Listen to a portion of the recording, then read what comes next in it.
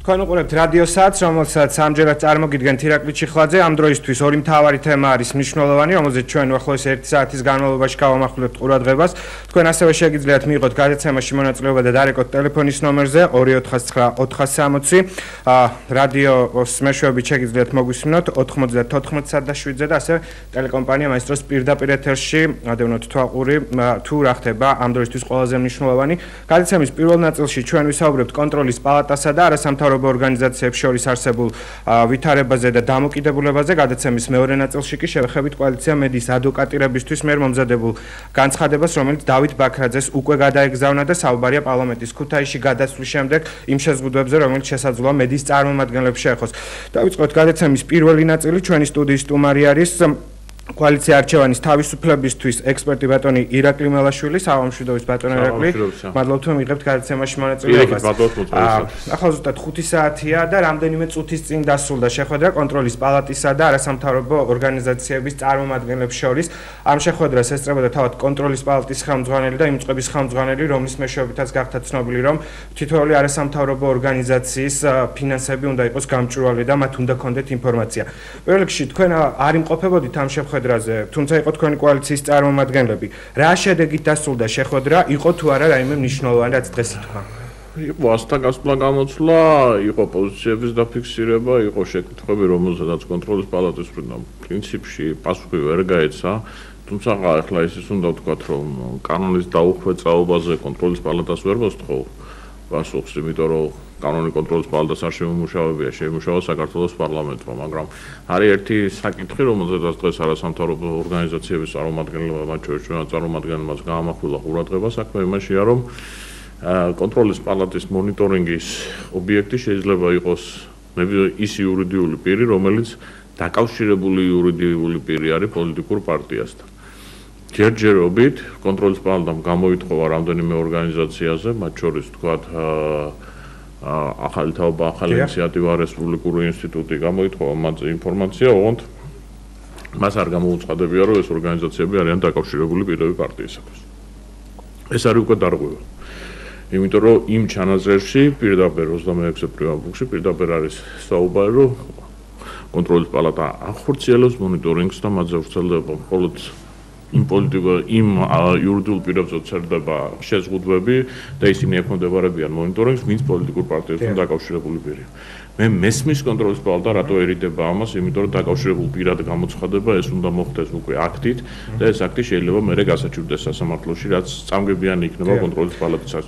ანუ ისინი გავიდნენ გარკვეულწილად კანონის მოქმედების სფეროდან და გავიდნენ იქიდან გამომდინარე, რომ თავად კანონი არის დაუხვეწავი, რომ კონტროლის პალატა ამბობს იმას, რომ მე როგორ უნდა გავიგო ვინ არის დაკავშირებული და ვინ არ არის დაკავშირებული, თუ მე მონიტორინგი არ ვაწარმოებ თქვენს ფინანსებზე.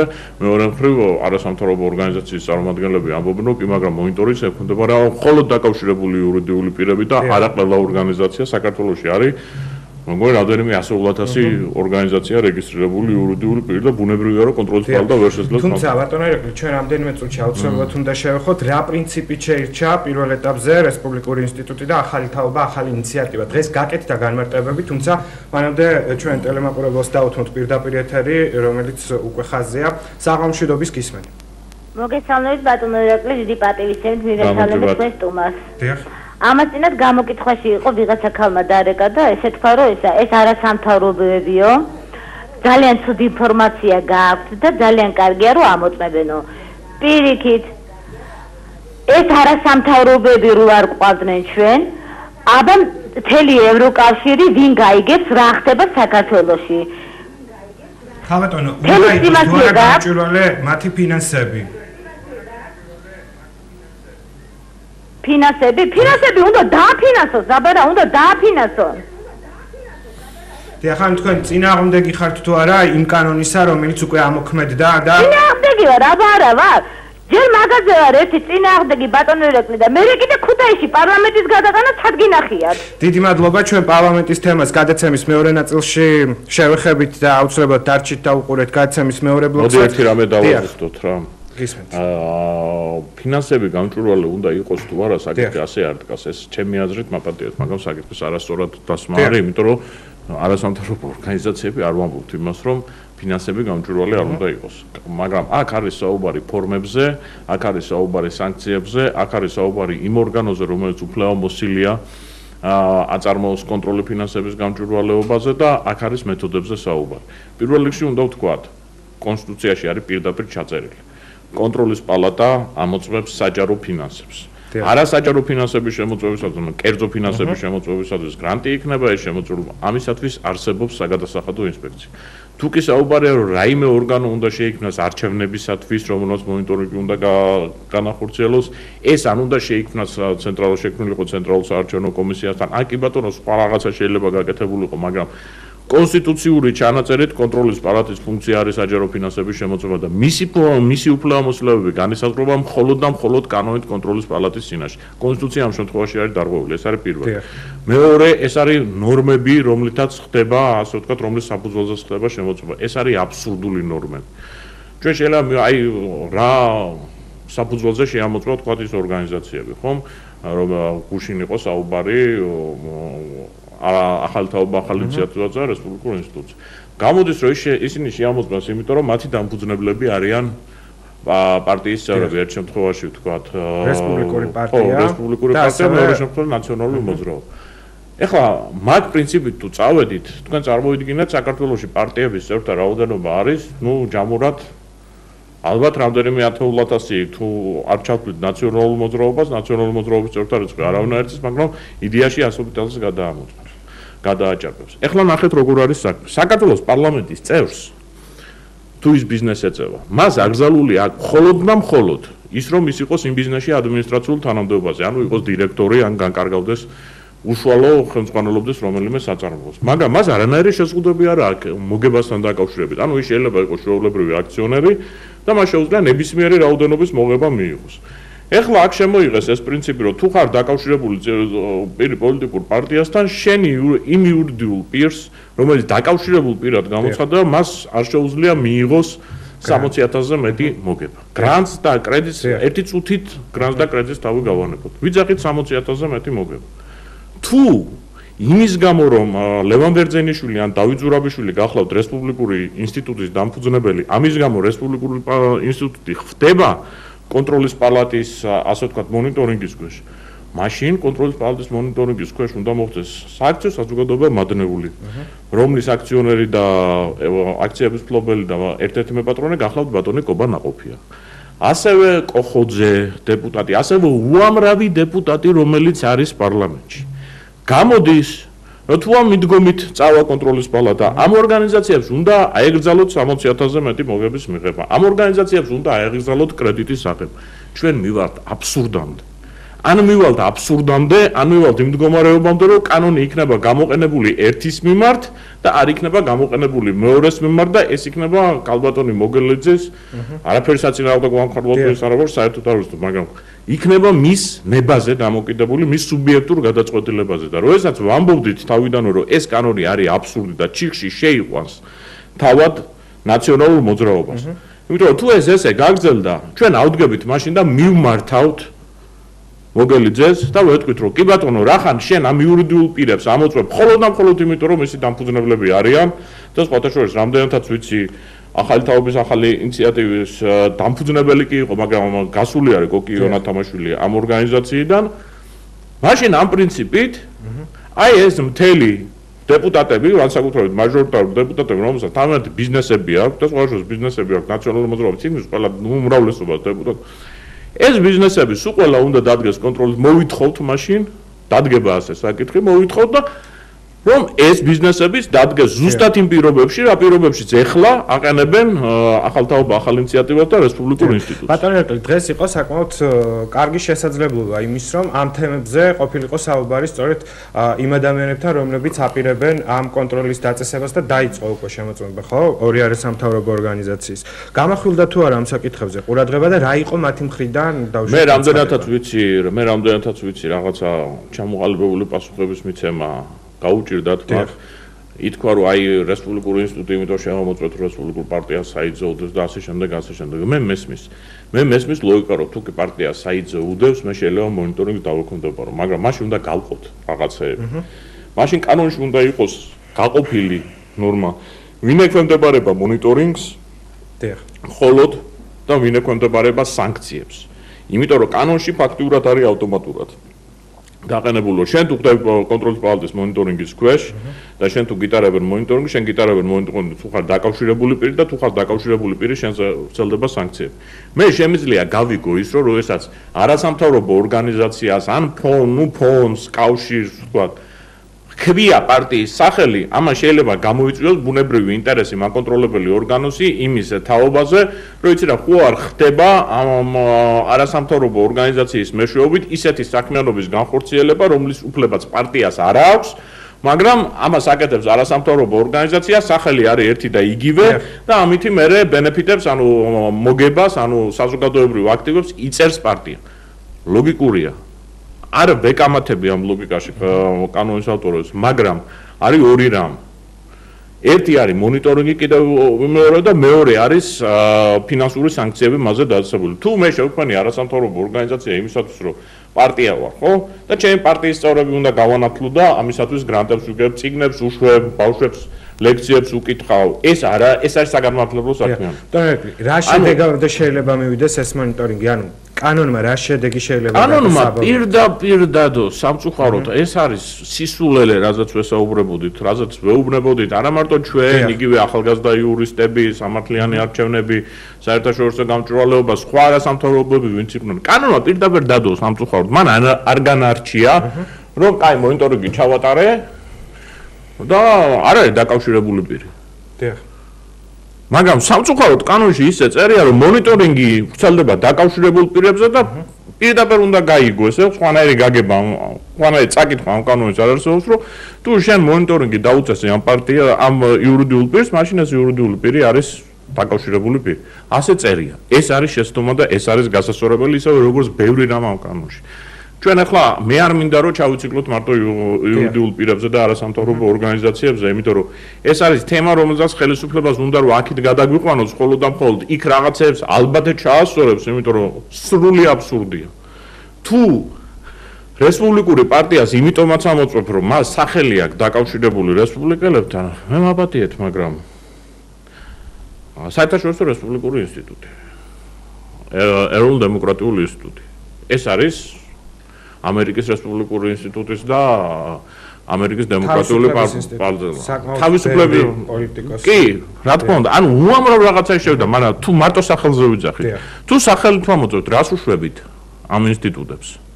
იმიტომ რომ არსად არ წერია კანონში, რომ ეს მარტო ქართული პარტიების ფილიალები არ უნდა იყოს, წერია, რომ უნდა იყოს პარტიასთან დაკავშირებული, ისინი პირდაპირ არიან პარტიასთან დაკავშირებული. ამ საერთაშორისო ორგანიზაციებს ვარც ვეუბნებით მუშაობას.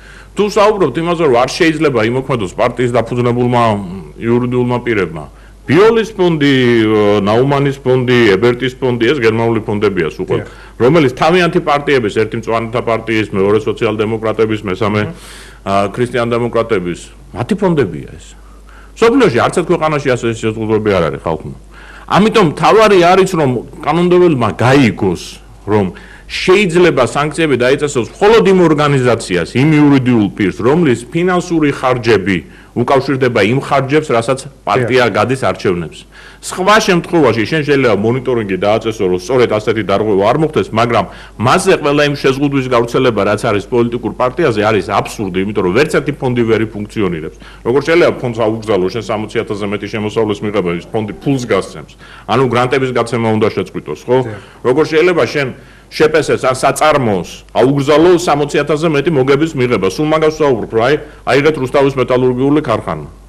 მისი 1 მილი გამოშვებული ღირს რამდენიმე 1000 ლარი.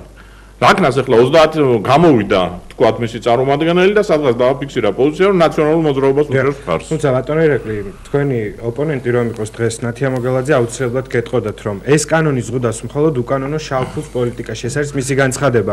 ზღუდავს პოლიტიკის მონოპოლიზაციის შესაძლებლობებს და საზოგადოებას საშუალებას აძლევს თანაბარ კონკრეტულ გარემოში მიიღოს თავისი გადაწყვეტილება. ეს ამ მოგელაძის განცხადება. დიახ. იმიტომ რომ მანახოს მუხლი რომლითაც ლაპარაკია შავფულზე. მე ირაკლი მელაშვილი აი აქედან ვაცხადებ. ეს კანონი ვერ ზღუდავს შავფულს. ამ კანონის გვერდით ავლით პარტიებს შეუძლიათ ფინანსების ხარჯვა. როგორ დარანაირად ახლა თვითონ გაარკვიონ, მაგრამ გეუბნებით რომ არის ეს. მაგას დავიგავანებოთ.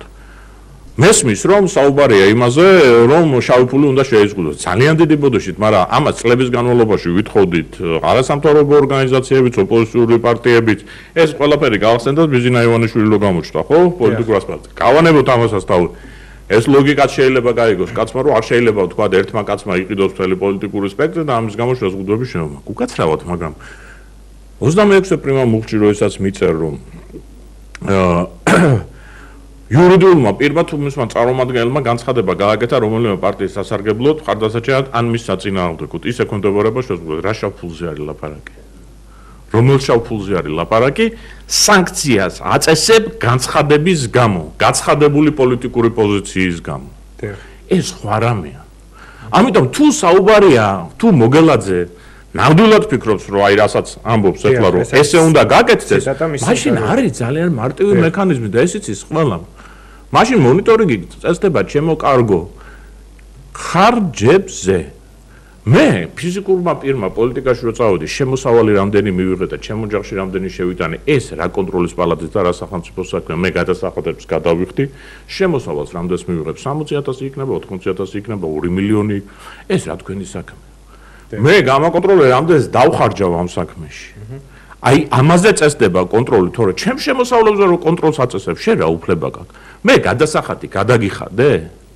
მე ვარ სახელმწიფოს წინაშე პირნათელი და რაც შეეხება ხარჯებს შენ თუ მიწესებ შეზღუდვებს შენ უნდა დამიწესო რომ აი პოლიტიკაში თუ მივდივარ ხო მე ჩემს პოლიტიკურ კამპანიაში ან ჩემ პოლიტიკურ პარტიაში ამაზე მეტის დახარჯვა არ შემიძლია ამაზე ვინ ეკამათება ეს არის წლების განმავლობაში კიდევ ერთხელ ვიმეორებ რასაც ვითხოვდით რომ იურიდიულ პირებს ასე წამდა უწევდა როგორც გაეხარდებოდათ ისე გადაეცათ თანხები ამისი აკრძალვა მომხდარიყო და ეს ყველაფერი ნაციონალურ მოძრაობის ჯიბეში მიდიოდა. ეხლა სინამდვილეში რა მოხდა უეცრად გამოჩნდა კაცი რომელსაც დიდი ფული აქვს და ნაცემა დაინახეს რომ უი მარტო ჩვენ კი არ შეგვიძლია თურმე ის გავაკეთოთ რასაც ვაკეთებდით აქამდე.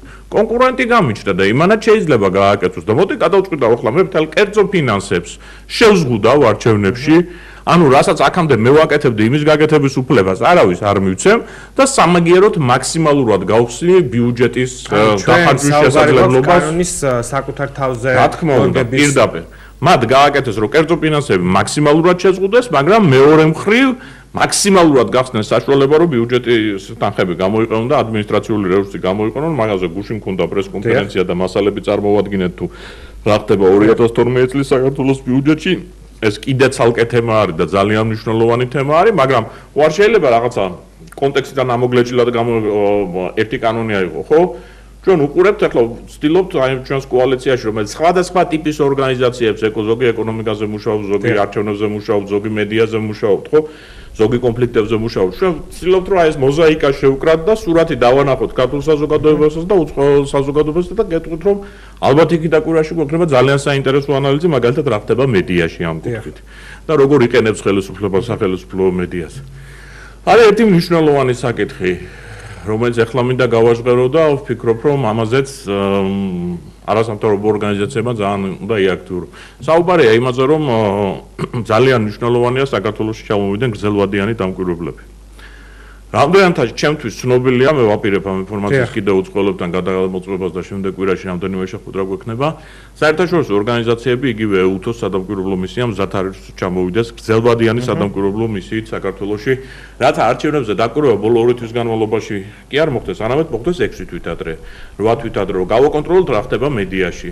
თორე დამთავრდება ესე იგი ეს პერიოდი სანამ 60 დღე მოვა მანამდე მთელი მედია იქნება ხელისუფლების მიერ ათვისებული მე ბოლო 2 თვეში ასე ვთქვათ რაღაცა დაბალანსდება ცენტრალიზებულ მედიაში სადაც დაიწერება ესეთი კარგი მოხსენებითი ბარათები მე რო ნახეთ აი ამას ამდენი წამი დაერთო ამას ამდენი წამი დაერთო მაგრამ წინა 1 წლის განმავლობაში რა ხდებოდა ამას არავინ ყურადღებას არ აქცევს ამიტომ საჭირო რომ ჩამოვიდნენ მონიტორები სამწუხაროდ მდგომარეობა იმაშია რომ მონიტორები ვერ ჩამოდიან თუ ოფიციალური მიწვევა არ მიიღოს სახელმწიფოდან საქართველოს ხელისუფლება რომელიც ამოყობს თავისი გახსნილობით და აი საერთაშორისო ასე ვთქვათ ურთიერთობებით არ უგზავნის არ უგზავნის საერთაშორისო არ უგზავნის EUTHOS მოწვევას რომ ჩამოვიდნენ გრძელვადიანი დამკვირვებლები. ამიტომ მე ვფიქრობ, რომ ერთ-ერთი ყველაზე მნიშვნელოვანი საკითხი, რაც არის ახლა, რაც დგას არასამთავრობო სექტორის წინაშე და ქართული საზოგადოების წინაშე, ვაიძულოთ საქართველოს ხელისუფლებას. და როგორ უნდა აიძულოთ, რომ ეს ნაბიჯი ბევრი სხვადასხვა მეთოდი არის, ძალიან საინტერესო ვიზიტები.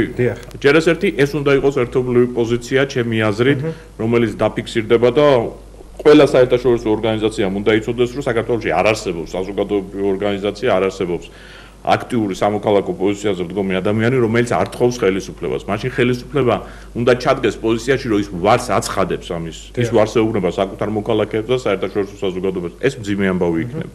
ანუ ეს უკვე ეჭქვეშ დააყენებს რაღაც ლეგიტიმაციას. ამიტომ ეს ნაბიჯი არის პირველ რიგში გადასადგმელი და არის ძალიან სწრაფად გასაკეთებელი და ვფიქრობთ, რომ მოვაბავთ ამას თავს. ამის შემდეგ არის ძალიან ბევრი საინტერესო ვიზიტი საქართველოში და იმ კუთხით არის აქტიურობა საჭირო, იმიტომ რომ მოდი ვთქვათ პირდაპირ, ძალიან დიდი მნიშვნელობა აქვს იმას, რომ იქნება თუ არა საერთაშორისო ორგანიზაციების ზეწოლა საქართველოს ხელისუფლებაზე. ნიშნები არის, რომ ისინი გამოფხიზლენ და ახლა ესე დაბრმავებულად არ უყურებენ ყველაფერს, როგორც უყურებდნენ 2008 წელს, მაგრამ ახლა ამაზე თავის მოტყუება და დაძინება და სახში წასვლა და ყველაფერი კარგად არის, ეს ესე არ შეიძლება. ამიტომ ჩვენც ძალიან აქტიურად მუშაობთ, სხვა არასამთავრობო ორგანიზაციებიც, იგივე იურისტები, სამართლიანები, საერთაშორისო ისინი ძალიან აქტიურად მუშაობენ. ვიცი რომ სხვა არასამთავრობო ორგანიზაციებიც აი ახლა რაღაცა შეხვედრა გვაქვს კიდე და იქაც არის საუბარი, მედიაც აქტიურად მუშაობს, ეს უნდა იყოს საყოველთაო პოზიცია. თუმცა თქვენ აღნიშნეთ, რომ არასამთავრობოები აქტიურად მუშაობენ და სწორედ ეს გახდა შესაძლოა ერთ-ერთი მიზეზი იმისა, რომ დაიწყო მათი კონტროლი და ხელი შეშლის პროცესი კონკრეტული უწყებების მხრიდან. ბატონო ერაკლი, ჩვენ დასასრულისკენ მიდის უკვე ჩვენი გადაცემის პირველი ნაწილი და აუცილებლად უნდა გკითხოთ. მოხდება თუ არა ამ კანონის გასაჩივრება, რას ელოდებით დავუშვათ იგივე საკონსტიტუციო სასამართლოს 100-დან 99% საკონსტიტუციო სასამართლო ხალხმოვარი ვრცელი პროცედურა ჩვენმა კანონმდებელმა ისე შეცვალა საკონსტიტუციო სასამართლოში ეს პროცესის ასე ვთქვათ რეგლამენტაცია, რომ ეხლა რო შეიტანო განაცხადეს შეიძლება საპრეზიდენტო არჩევნები რო დავთავრდება მე. ამიტომ ერთის მხრივ რა თქმა უნდა სარჩელი უნდა მოუწოდეს საკონსტიტუციო სასამართლოში და რამდენიმე ჯგუფი ამზადებს სხვადასხვა ამ სარჩელს და ალბათ მე რაღაცა გაერთიანება მოხდება ამ კუთხით სარჩელების იმედი მაქვს. მთავარი ახლა არის რომ როდესაც რაღაცა აკრიტიკებს უნდა გქონდეს პოზიცია რა არის გასაკეთებელი. ამიტომ უახლოეს დღეებში შემუშავდება ძალიან აქტიური მუშაობა მიდის ახლა ის გარედან არ ჩანს, მაგრამ სამწუხაროდ ესეთი პერიოდი იყო ხო ახალი წლები მერე და საჭა ამ ალტერნატიული პროექტის შემუშავება და ალბათ მოხდება მისი ინიცირება პარლამენტში. 199% შემიძლია გითხრათ რომ ეს აუცილებლად მოხდება. ეს პროცესი მაინც ალბათობის რაღაცას ტოვებს, მაგრამ ჩვენი კოალიციის სახელით დანამდვილებით შემიძლია გითხრათ რომ ჩვენ ამას შევიდანთ. მაგრამ ჩვენ ვეცდებით რომ ეს არ იყოს ვთქვათ ერთი ორგანიზაციის ან ერთი კოალიციის სახელით და ჩვენ აქტიურად ვიმუშავებთ იმაზე რომ ეს იყოს მთელი საზოგადოებრივი სექტორი წარმოდგენილი, რომ ხელისუფლებას ნათლად გავაგებინოთ და საერთაშორისო საზოგადოებასაც რომ ესე არ არის საქმე რა, რომ მარტო პოლიტიკურ პარტიებს არ ეხება ეს და პოლიტიკურ პარტიებს რაც ეხება მარტო იმათი საქმე არ არის, ეს ჩვენი საქმეც არის. ანუ ეს არის საერთო საქმე, რომ ამ ქვეყანაში ნორმალური არჩევნები ჩატარდეს და ამ ნორმალური არჩევნების ჩატარებაში საზოგადოებრივ სექტორს თავისი ფუნქცია გააჩნია, პოლიტიკურ პარტიებს თავისი ფუნქცია გააჩნია და ძალიან უხამსად თამაშობს ხელისუფლება იმ თვალსაზრისით, რომ ის არასამთავრობო სექტორს სულ გვიმეორებდა ამას, რომ ისიც რა თქვენ ხომ იცით, რომ ეს არ შეგეხება, რა შუაშია მე შემეხება თუ არ შემეხება. ეს ეხება მთელ პროცესს, რომელიც მიდის ქვეყანაში და ასე ლაპარაკი და ასე საუბარი იგივე არასამთავრობო სამოქალაქო საზოგადოების წარმომადგენლებთან ისიც რა ეს თქვენ არ გეხებათ, ეს პოლიტიკური პარტიებისთვის არის მოფიქრებული. ეს არ არის სწორი პოზიცია და არ ამგონია, რომ არასამთავრობო სექტორი დათანხმდეს ამ პოზიციაზე, რომ აი კარგი ახლა ჩვენ არ შეგვეხება, ეგ პოლიტიკური პარტიები იქნება თუ სხვა ვიღაცა ფიზიკური პირები, აი მოდი ჯანდაბას იმად და აი ჩვენ ასე ვთქვათ სულთან დავჭეთ ამ საქმეში. არ გამოვა ეს და მე ვფიქრობ, რომ ეს კონსოლიდაცია მოხდება სწორედ ამ კუთხით, რომ არასამთავრობო სექტორი მედიასთან ერთად ძალიან აქტიურად სამკუთხედს. და ჩვენი საუბრის ბოლოს დღეს ჩვენ შევეცადეთ ნათია მოგალაძისთვის გვეკითხა იმ შემთხვევაში თუ კონკრეტული არასამთავრობო ორგანიზაცია არ მიაწვდის მას ფინანსური ანგარიშბრუნის შესახებ ინფორმაცია 3 დღის ვადაში, რომელიც დღეს ამოიწურა და ეს ეხება რესპუბლიკურ ინსტიტუტსა და ახალი თაობა, ახალი ინიციატივა, ანუ ახალმა თაობა, ახალი ინიციატივა უკვე მიაწოდა ინფორმაცია და ამაზე განცხადებაც გაკეთდა, თუმცა რესპუბლიკურ ინსტიტუტს ჯერჯერობით არ გაუკეთებია განცხადება და მე როგორც ინტერვიუებიდან ხვდები, ისინი არ აპირებენ არანაირი ინფორმაციის მიწოდებას. არსებობს თუ არა რაიმე სანქციები? ჩვენ მათგან პასუხი ვერ მივიღეთ. 5000 ლარი დააკისროს სანქცია. და კანონი საერთოდ სასწაული არის დიახ, იმიტომ რომ დღეს ნათია მოყოლაძე არ გაგვირმართა რა სანქცია. ნებისმიერ იურიდიულ და ფიზიკურ პირზე კანონს აქვს დაწესებული კანონით კონტროლის პალატას ენიჭება უფლება მისი ქონების დაყადაღების. მე მინდა გითხრათ რომ ჩვენი სისხლის სამართლის კოდექსის 356 მუხლით ტერორის ბავშვის გამტაცებელს ოკუპანტს რომელმაც საქართველოს მოქალაქის ქონება შეიძინა ოკუპირებულ ტერიტორიაზე მას რო ყადაღა დაუწესო ხო პროკურორმა უნდა მიმართოს ამისათვის სასამართლოს. ამ შემთხვევაში ქალბატონ მოგელაძეს კანონმა მიანიჭა ერთპიროვნული უფლება ყოველგვარი სასამართლოს გარეშე დააყადაღო ჩემი თქვენი ნებისმიერი იურიდიული პირის ან ფიზიკური პირის ქონება ისე რომ შეიძლება საერთოდ არაფერ კავშირში არ ვიყოთ ამაზე აი მან ასე გადაწყვიტოს და გააკეთოს. ეს არის ის კანონი რომელზედაც გვეუბნებიან რომ ეს არის საერთაშორისო სტანდარტებზე და სწორედ ეს არის რაც იწვევს საერთაშორისო ორგანიზაციების მძაფ რეაქციასაც და ჩვენ მძაფ რეაქციასაც და იმედი გვაქვს რომ ამას შევაცვლებით. ბატონო ირაკლი, ტელემაყურებელს მოусმინოთ რომელიც უკვე პირდაპირ ეთერში გველოდება. გამარჯობა გისმენთ. გესმით ჩვენი ხმა. სამწუხაროდ ტექნიკური ხარვეზია არ აუშავს. დიდი მადლობა ბატონო ირაკლი იმისათვის რომ გადაცემაში მონაწილეობა. იმედია რომ ამ კანონთან დაკავშირებით იქნება სიახლეები, რა თქმა უნდა. აუცილებლად შემდეგი კვირიდან აუცილებლად იქნება შემიძლია მოგცეთ სრული გარანტია ამის. დიახ, წარმატებებს გისურვებთ მაყურებელს. მე კიდევ ერთხელ შევახსენებ ჩვენს კითხვებს პასუხობდა კოალიცია არჩევანის თავისუფლებისთვის ექსპერტი ბატონი ირაკლი მელაშვილი. რამდენიმე წუთში გადაცემის მეორე ნაწილში ჩვენ უკვე მედიის საკითხს უნდა შევეხოთ და ვისაუბროთ იმ პრობლემებზე, რომელიც შესაძლოა წარმოიშვას პარლამენტში ქუთაისში გადატანის შემდეგ. დაგველოდით. რადიო საათს ჩვენ ბრუნდებით პირდაპირ ეთერში გადაცემის მეორე ნაწილით და როგორც გადაცემის დასაწყისში აღნიშნეთ, ჩვენ უნდა ვისაუბროთ იმ შეზღუდვებზე, რომელიც შესაძლოა მედიის წარმომადგენლებს პარლამენტის ქუთაისში გადატანის შემდეგ დაუწესდეს. ასევე შეგიძლიათ მიიღოთ გადაცემაში მონაწილეობა და დარეკოთ ტელეფონის ნომერზე 2-409-460. ჩვენი სტუდიის სტუმარია ნინო ზურიაშვილი ჟურნალისტი. გმადლობთ რომ იღებთ გადაცემაში მონაწილეობას.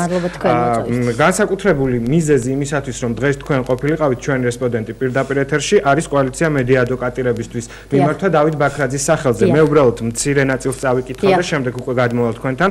საქართველოს პარლამენტის რეგლამენტით ჟურნალისტებისთვის დადგენილი ქცევის წესები ძლევა პარლამენტის საქმიანობის ეფექტურად გაშუქების საშუალებას და არ აფერხებს პარლამენტის მუშაობას. კოალიცია მედიის ადვოკატირებისთვის მიუღებლად მიიჩნევს საქართველოს პარლამენტის წევრების ინიციატივას პარლამენტის ახალ შენობაში ჟურნალისტებისათვის ვიდეო კამერებით მუშაობის შეზღუდვის თაობაზე. აქ შემდეგ გრძელდება დეტალურად და მიმართავთ პარლამენტის თავმჯდომარის, რომელსაც უკვე გადაეგზავნა ეს მიმართვა. თუმცა პირველ რიგში საინტერესო იქნება მოყვა თუ არა რაიმე რეაქცია უკვე. იცით, იმდენი დრო არ გასულა, რომ ჩვენ ახლა რაღაცა ემოციურად ვიმსჯელოთ, რომ მოყვა თუ არ მოყვა.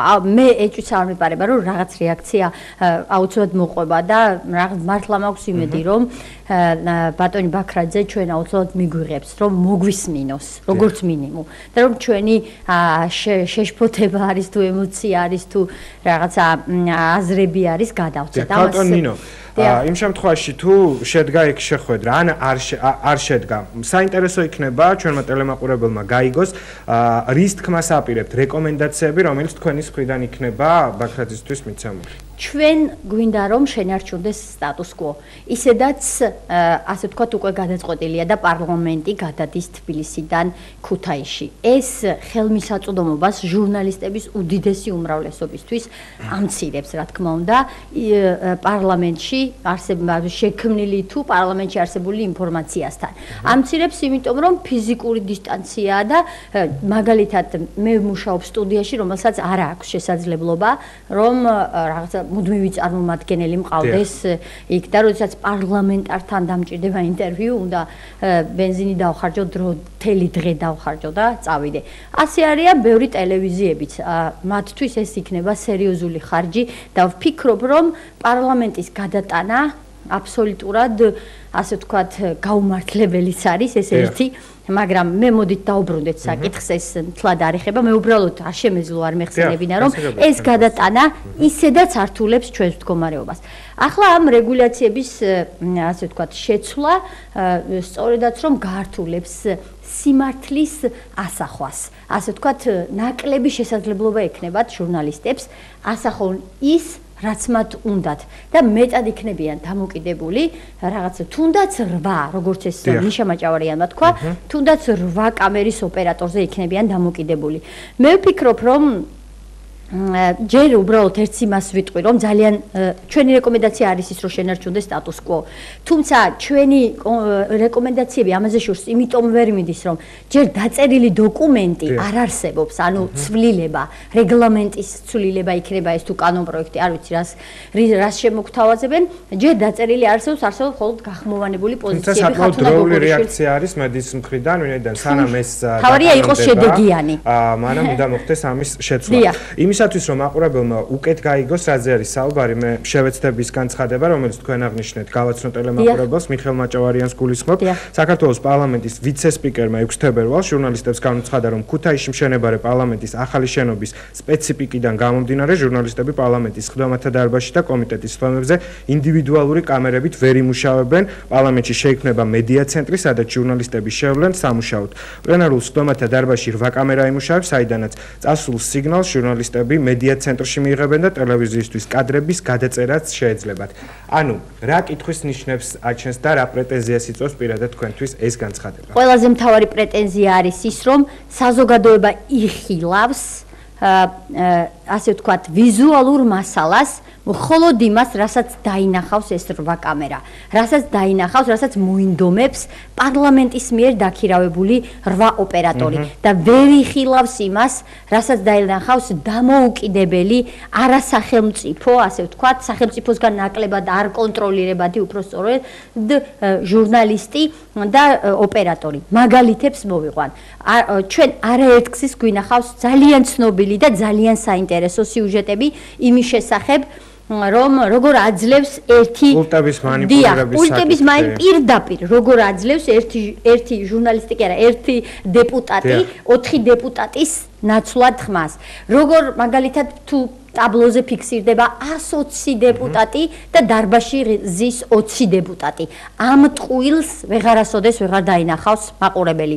ასევე არც ისე მათთვის ხელსაყრელ კადრებს, როცა მე მახსოვს, რაცა რაღაცა საკითხი გადიოდა და მაგალითად ნაციონალურ მოძრაობას ყველას უნდა მიეცახმა ამ საკითხისთვის, მათ ჰქონდათ რაღაცნაირი სამარცხვინო პირობითი ნიშნები, მაგალითად ერთი ასეთი პირობითი ნიშანი იყო, როდესაც მაია ნადირაძე დგებოდა ხოლმე, მგონი სიუჟეტიც არის ამაზე გაკეთებული და ჯდებოდა, ეს ნიშნავდა, რომ უნდა მიეცათ, ანუ დარჩენილი დეპუტატები თავის თავისუფალებას არავლენდნენ, ან უბრალოდ როგორც მინიმუმ იმას მაინც ნიშნავს ეს ფაქტი, რომ უმრავლესობამ ნაციონალური მოძრაობის პარტიამ, ასე ვთქვათ, შიგნით რა გადაწყვეტილება მიიღო, იმას ვერ იმახსოვრებენ, ან არ იციან.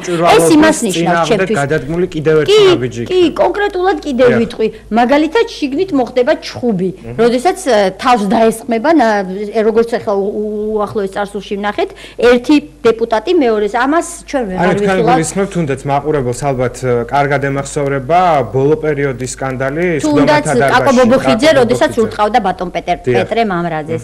ეს შეიძლება აღარ გვაჩვენონ და შეიძლება უფრო სასტიკი და ისეთი ბრუტალური გახდეს ასეთი შესაძლოა ესეთი რაღაცები იგივე იმ მედიისთვის გახდეს ხელმისაწვდომი, დაუშვათ რომელსაც ჩვენ განვეკუთვნებით და არა დაუშვათ იმ მედი ხო რაღაცა სხვადასხვა, ნუ манипуლირების ასე ვთქვათ შესაძლებლობებს ეს იძლევა და ის სიმართლე რაც იქ ტრიალებს იქნება ცალმხრივად დანახული გავრცელებული. ჩვენ მსგავსი პრაქტიკა ამ ხელისუფლების არსებობის პირობებში გვაქვს. ეს არის მესამე ინსტიტუცია, რომელიც კი ბატონო პრაქტიკაზე ვისაუბროთ, მანამდე კი ტელემაყურებელს დავუთმოთ პირდაპირ ეთერი. საღამო მშვიდობის. გამარჯობა ჩემო შვილებო, საღამო მშვიდობისად. ეხლა ეს პარლამენტი რო გადაშენდება შვილო ქუთაისში, გამოიწიახეთ ბებო. გადაიყოლებენ რუსთავი ორს და იმედის არქს, იმედის ტელევიზიას და მე როგორც უნდა ისე ერთი დეპუტატი 10 პურცს მიაჭერს ციცსა, ზოგი დაიძინებს, ზოგი გადაგორდება და ყველაფერი ისე იქნება, როგორც თვითონ უნდა. და ესე იქნება ნამდვილად რა და სხვა ტელევიზიები მაგათ არ ასჭირდება თქვენ, მაესტრო და კავკასია რაც უნდა მაგათ არ უნდათ. თავის გემოზე იცხოვრებენ იქა და იქნებიან. დიდი მადლობა ქალბატონო იმისთვის რომ მიიღეთ გადაცემაში მონაწილეობა. აი ამას ფიქრობს ხალხი. არ ვიცი მათ უნდათ თუ არა მაესტრო და კავკასია, თუმცა ჩვენ ნამდვილად ვიცით რომ გვჭირდება საკანონმდებლო ორგანოში თავისუფლად გადადგილების შესაძლებლობა დეპუტატებთან შეხვედრა, რაც თუ ეს კანონი ამოქმედდება და დაკანონდება და რეგულაციების მიხედვით ჩვენ ამას ვეღარ მოვახერხებთ. თქვენ წეხან საუბრობდით პრაქტიკაზე, ალბათ უნდა გაიხსენოთ მთავრობის ხდომები და მთავრობის ხდომები. დიახ, გისმენთ. პირველი მთავრობის ხდომაზე, აი რაც არ უნდა, მე ხა ვინმე არ შეიძლება არ იქნება სწორი და არ ვიცი როგორ უნდა ჩამთვალოს ახლა ვინმე შევარდნაძის ეპოქის ასე ვთქვათ მოყვარულად და ასე ვთქვათ რომ მონატრულად. ნამდვილად არ ვიქნები, რა ვიცი, ყველამ თავის გულში ჩაიხედოს და ვინც მიცნობს გამორიცხულია რომ ახლა იმ ეპოქაზე შევნატროდე. მაგრამ შეხედეთ ბევრად გაუარესდა მდგომარეობა. შევარდნაძის დროს მე არ მიშვებდნენ. ჩვენ 60 წუთი ჟურნალისტები ვიყავით და B კატეგორიის სიმართლე რომ ითქვას. დღესაც ესეა, მაგრამ B კატეგორიის საშვი მქონდა, რაც ნიშნავდა, რომ კანცელარიაში შესვლა შემეძლო, მაგრამ ბრიფინგებზე არ შემეძლო. მაგრამ ბრიფინგები ტარდებოდა ყოველდღიური ჟურნალისტებისთვის, კურიერის ჟურნალისტები შედიოდნენ და სხვა დამოუკიდებელი მედია საშუალებების ჟურნალისტები. არა, რამასალის სიმწირეს ყოველ საღამო კურიერში, ყოველ საღამო არა, ორშაბათობით თუ როცა ტარდებოდა, ზუსტი დღე აღარ მახსოვს. შევარდნაძის მთავრობის სხდომები თავიდან ბოლომდე შუქდებოდა, იქ იდგა კამერები, მაგრამ კამერები არაფერს ხელს არ უშლიდა. მოვიდა თუ არა სააკაშვილის მთავრობა, მოხდა შემდეგი განვითარება მოვლენების.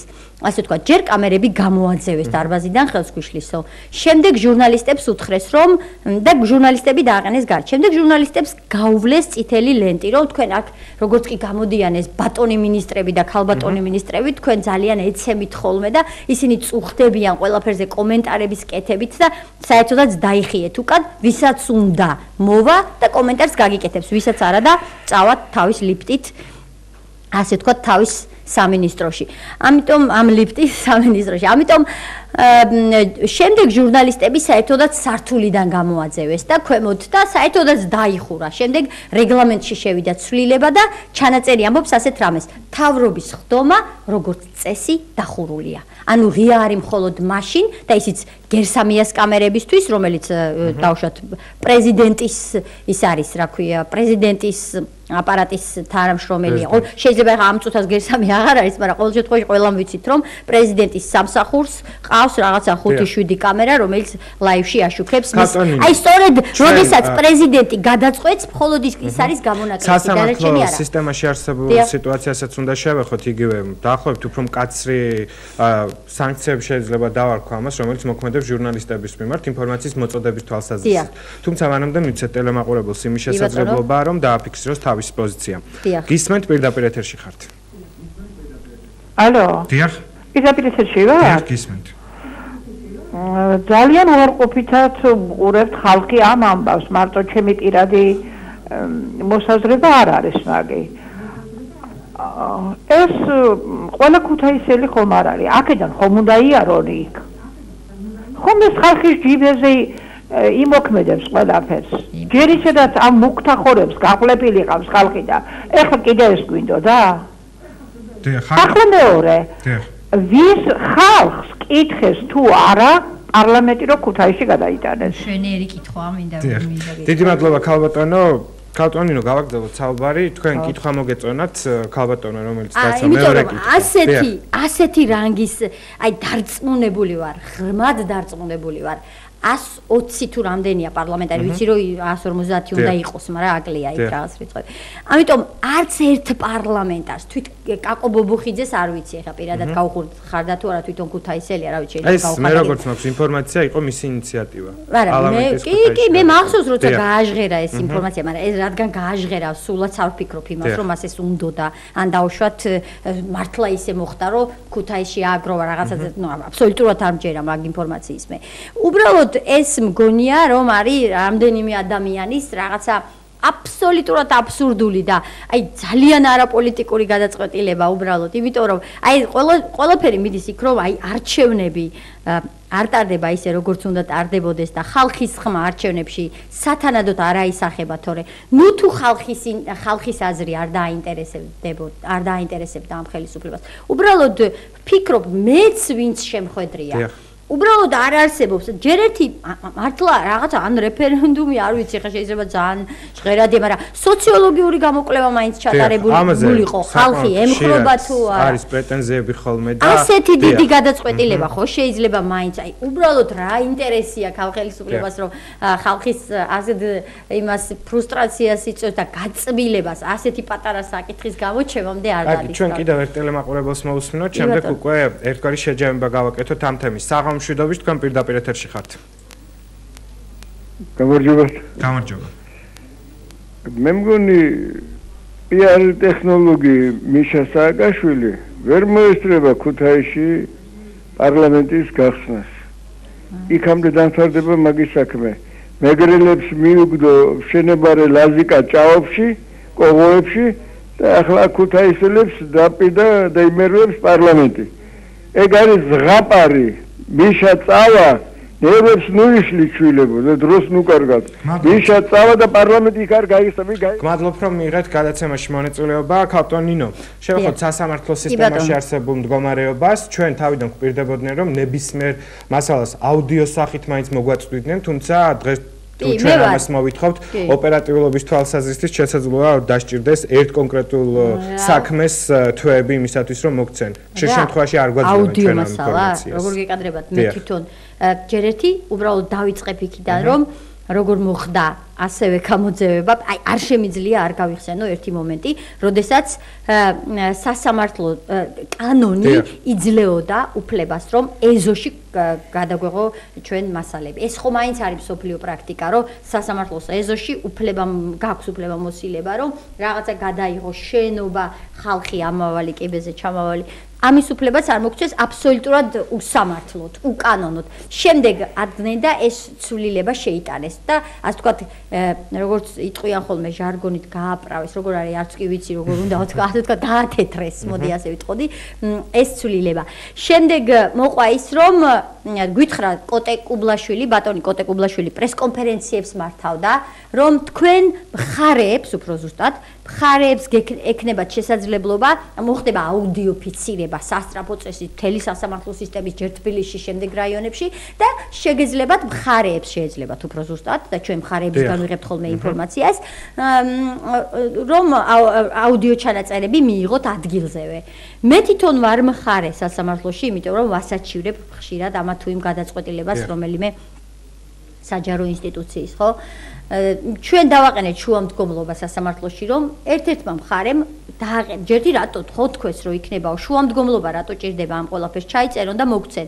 მაგრამ არ ჩაიწერეს და ვიცოდით, რომ არც იწერდნენ და ამიტომ დავაყენეთ შუამდგომლობა, რომ მოგვეცით საშუალება, რომ ჩვენი პროცესი ჩავწეროთ და ამაზე მივიღეთ უარი და მე არა ვარ ერთადერთი, ვინც ასე ვთქვათ, ასეთი ტიპის შუამდგომლობაზე იღებს უარს. არათუ ჟურნალისტებისათვის ხელმისაწვდომი იყოს ადვილად. ამასთან დაკავშირებით კიდე ერთ რამეს ვიტყვი, რომ კანონი ჟურნალისტს უფლებას აძლევს გააკეთოს იმთავითვე გააკეთოს აუდიო ჩანაწერი, ოღონდ სასამართლოს მიერ დადგენილი წესით. აღმოჩნდა, რომ სასამართლოს მიერ დადგენილი წესი ყოფილა ის, რომ წინასწარ უნდა ავიღო ნებართვა, ან მომცეს, ან არ მომცეს. აბა კანონი რაღაცო ამბობს, რომ იმთავითვე ნებართვა მაქვს, ხო? და ეს წესი, რაღაცა პატარა და ვითომ კანონქვემდებარე გადაწყვეტილება თუ აქტი შემოიღეს ისეთი, რომელიც კანონს არ ესადაგება და აი ამ რის უფლებასაც კანონი გვაძლევს.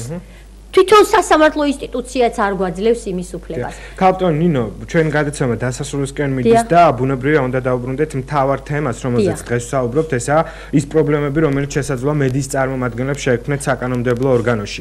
როგორ წარმოგიდგენიათ იმ შემთხვევაში, როდესაც თქვენ გაქვთ მასალა მოსამზადებელი, იგივე საგაზეთო ან სატელევიზიო და გჭირდებათ კონკრეტული ადამიანები, რომლებიც არიან კომპეტენტურნი ამა თუ იმ საკითხში, მათთან ვერ ახერხებთ საკანონმდებლო ორგანოში შეხვედრას. მე გულისხმობ ტელეკომპანია მაესტროსაც, კავკასიას, მთელი თავისუფალ მედია საშუალებებს და არა ნაციონალურ არხებს, იმიტომ თუ პარლამენტის ვიცე-სპიკერი გვეუბნება, რომ იმუშავებს 8 კამერა და თქვენ შემდეგ გექნებათ შესაძლებლობა, რომ ესა თუ ის მასალა გადაიწეროთ, მე არ ვარ დარწმუნებული იმაში, რომ მე მომცემენ იმ მასალას, რომელიც მე ნამდვილად მჭირდება. არა, ისინი ვერ აიღებენ იმას, რაც ჩვენ გვჭირდება რა. მათი აღებული, ასე ვთქვათ, ეს 8 კამერის მიერ აღებული სესიის დარბაზში გადაღებული სხდომა, ხო? ეს არ არის ერთადერთი რამ, რაც შეიძლება სახელმწიფოში ყველაზე წარმომადგენლობითი ორგანო, ყველაზე ანგარიშვალდებული, რომელიც უნდა იყოს ამის თქვა მინდოდა. ანუ ჩვენი არჩეული ხალხია და ისინიც კი გაგვირბიან. ეს ასე შეიძლება საზოგადოებამ ჩათვალოს. ეს ჩემი ინტერპრეტაცია. ამორჩევას ინფორმაცია, ვისაც ხარი დაუჭირა, მიიღოს ინფორმაცია რა საქმიანობის პარლამენტში. მე შეიძლება სულ სხვა რამე მინდა ჩემ ცხოვრებაში, რა ვიცი, არ შევსულ ვარ, იმიტომ მე მაგალითად ერთი აღებული ჟურნალისტი, როგორ არა, ნუ თავის დროზე როდესაც კორესპონდენტი ვიყავი იქ კი კავკასიონის, მაგრამ მას შემდეგ მე რამდენჯერაც პარლამენტში მივსულ ვარ. არც ერთხელ არ შევსულ ვარ მაინც და მაინც კონკრეტულად იმ საკითხზე, რომელიც იღილებოდა და რომელსაც საკმაოდ დიდხანს მუშაობდით საკანონმდებლო ორგანოში 97 წლიდან. დიახ, არასოდეს მსგავსი პრობლემა არ ყოფილა. უმშვენიერესი პრესლოჟები არსებობს და ამ პრესლოჟებში ისე მუშაობს და ისე საქმიანობს ძალიან ბევრი ჟურნალისტი, რომ არ მახსოვს, რომ ჩვენ ხელი შეგვეშალა ასე ვთქვათ პარლამენტარებისთვის მათ საქმიანობაში. ეს ლოჟები ერთი სართულით ზემოთ ძალიან ვიწრო და ჩვენთვის კი ძალიან მოსახერხებელი და მათთვისაც პარლამენტარებისთვისაც ძალიან მოსახერხებელია. რატომ ვერ გაითვალისწინა არქიტექტორმა ისეთივე პრესლოჟა ახალ შენობაში? ეს მე ვფიქრობ არის უფრო პოლიტიკური დაკვეთა ვიდრე ის რომ რაღაც არქიტექტურული უღრმობა ვერ გაითვალისწინა. ეს არის პოლიტიკური გადაწყვეტილება. საარჩევნო პერიოდზე არჩევნების წელი მოდის, პარლამენტი გადადის ქუთაისში, მედიაზე წეცდება კიდევ უფრო მეტი შეზღუდვა. დიახ, ეს არის შეზღუდვა და ჩვენ ვთხოვთ ხელისუფლებას და ამ შემთხვევაში ვთხოვთ საქართველოს პარლამენტს, პარლამენტის თავმჯდომარეს, რომ ისინი არიან ჩვენი არჩეულები, საზოგადოების ხალხის არჩეულები და ყველაზე მეტად ანგარიშვალდებულები ჩვენი ხალხის და საზოგადოების წინაშე და არ დაუშვან კიდევ ერთი შეზღუდვა, რომელიც გაართულებს, ასე ვთქვათ, ჩვენს საქმიანობას და რომელიც შეზღუდავს თავისუფალ მედიას. ეს არის შეზღუდვა. 100 ჟურნალისტიდან 100-ვე აფასებს ამას შეზღუდვას თავისუფალ მედიაში, რა თქმა უნდა. და აუცილებლად ალბათ მაყურებელსაც დაინტერესებს, არსებობს თუ არა პრეცედენტი მსგავსი შეზღუდვის თუნდაც ევროპის მასშტაბით. არა, ევროპის მასშტაბით ჩვენ შევისწავლეთ სიტუაცია. იქ რამდენიმე პარლამენტში აღმოვაჩინეთ, რომ კომიტეტის ხდომებზე, ისევე როგორც სესიაზე ჩვენთან საქართველოში, ასევე არ დაიშვება შიგნით კამერა. რაღაცა მსგავსი მაინც და მაინც თუ ყველაფერში ასეთი ტიპის პარალელი უნდა. თუმცა არა კონკრეტულ პიროვნებასთან შეხვედრა არ ეკრძალება. რა თქმა უნდა, ჰოლში, დარბაზში, იმაში, დერეფანში და იმაში კამერით გადაადგილება არსად არ იზღუდება. თანაც ახლა იცით რა, კიდე ერთხელ ვიმეორებ, ჯერ არ არის დაწერილი და ჩვენც ძალიან ზუსტად არ ვიცით რა ტიპის შეზღუდვები იქნება. უბრალოდ ვიცით ის, რაც თქვეს დეპუტატებმა, რომ იქნება მხოლოდ 8 კამერა და ეს არის ძალიან ცუდი შეზღუდვა. მსგავსი შეზღუდვა, რომ მხოლოდ სასესიო დარბაზში არსებობდეს კამერა და გარეთ არსად არაფერი არ დაიშვებოდეს, მე არ ვიცი ასეთი ქვეყანა. დიდი მადლობა ქალბატონ ნინო, საკმაოდ საინტერესო დიალოგი გამოვიდა, მე ვფიქრობ და იმედია, რომ ის მიმართა, რომელიც დავით ბაქრაძის მისამართით უკვე გაიგზავნა, მოხდება კონკრეტული რეაქცია და სანამ ეს რეგულაცია ამოქმედდება, მანამდე იქნება გათვალისწინებული მედიის წარმომადგენელთა თხოვნა, რჩევა, რომელიც იმ მიმართვაში აღწერილი, რომელიც კოალიციამ მედია ადვოკატირებისთვის მოამზადა. კი, ჩვენ ხელმოწერებსაც შევაგროვებთ, თუ საჭიროა. ჩვენ 11 ორგანიზაცია ვართ, ამ შემთხვევაში ხელს რო აწერს. და რა ვიცი, ყველა გზას მივმართავთ, რომ ამ შემთხვევაში მაინც ვიყოთ ცოტა სოლიდარულები, აქტიურები და დავიცვათ ჩვენი უფლება. წარმატებებს გისურვებთ, ბუნებრივია ჩვენც გიერთდებით, ჩვენც გსურს რომ ვიმუშაოთ საკანონმდებლო ორგანოში თავისუფლად. მაყურებელს შევახსენებ, ჩვენი სტუდიის სტუმარი იყო ნინო ზურიაშვილი, ჟურნალისტი. რამდენიმე წუთში უკვე მაესტროს პირდაპირ ეთერში ახალი ამბები დაიწყება მაკაცინცაძესთან ერთად. ჩვენ ერთმანეთს აღამოს 10-ზე შევხვდებით პირდაპირ საუბარში. დროებით.